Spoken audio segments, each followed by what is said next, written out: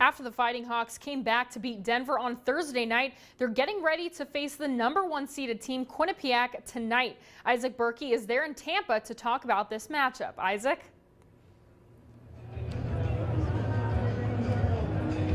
Yeah, well, it's safe to say that this is a national title game that no one is really surprised to see. UND and Quinnipiac were both at the top of the polls almost all season. Now, last night I got a chance to talk with ESPN's John Buchagras, who's on the call tonight, and we asked him a little bit about what he thinks of UND after talking with the team and seeing them on Thursday, and here's what he had to say. Well, I like the play of the big line for sure, and they came through against Denver. They were the reason, obviously, why they won. Also, I like Cam Johnson's personality, having to get to meet him in person for the first time. I thought he looked very good, looked very smooth with his pads, and that was a good sign. And obviously, they have a ton of gamers. And so, so they have all the ingredients. They have the future NHL players, the incredible line, and they have those guts, and they have the goalie who looks pretty cool. So that's a pretty good combination. Now, UND and Quinnipiac saw each other just over a year ago in the first round of the NCAA tournament. So for the Bobcats, there's going to be a little bit of a revenge factor. We talked to UND, how they might use what they took last year, what they learned last year, and use that tonight once the puck drops. Absolutely. I think teams have a tendency to stay the same style as they have in prior years, and I think we can try to take as much away from that as possible. It's a tremendous feeling. I mean, just older guys have talked to us about kind of the hype of it and how much fun it is. And I mean, they've had some heartbreaks the past few years, so we just want to come in and really focus on last night's game and get that win, and seem to work out pretty well. Now, puck drop between UND and Quinnipiac is set for just about 45 minutes from now, right here at Emery Arena. And just a reminder, if you were hoping to watch the game on TV, it'll be on ESPN2, not ESPN. From the Frozen Four in Tampa for NBC North Dakota Sports, I'm Isaac Berkey. Kaleigh, back to you.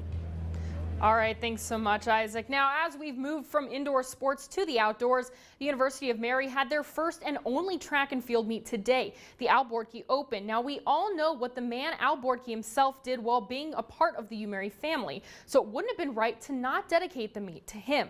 Now, it started with a ceremony early on in the meet where Al's wife was presented a plaque as the meet was dedicated to him.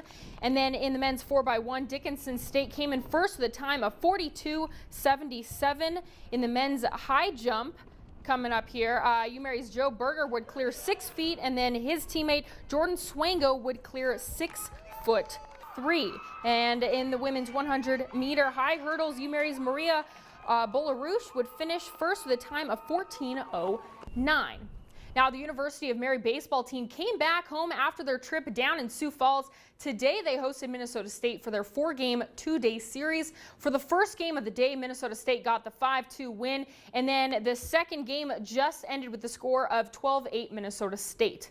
And the UMary softball team has been home all week for NSIC conference play. Earlier today, they hosted Upper Iowa. The Marauders would fall 11-2 to the Peacocks in the first game, and then UMary would struggle in their second game, losing 12-1. Now, the University of Emery wasn't the only school busy on the diamond. The Dickinson State baseball team was in Jamestown, where they lost 9-6 for their first game. The DSU softball team hosted Valley City, where they won 8-6 in their first game. The Minot State baseball team hosted Wayne State, where they lost the first game 8-4 and lost the second game 5-3. And the Minot State softball team hosted Winona State, falling 11-0 in the first game, and then they lost 13-6 in the second game.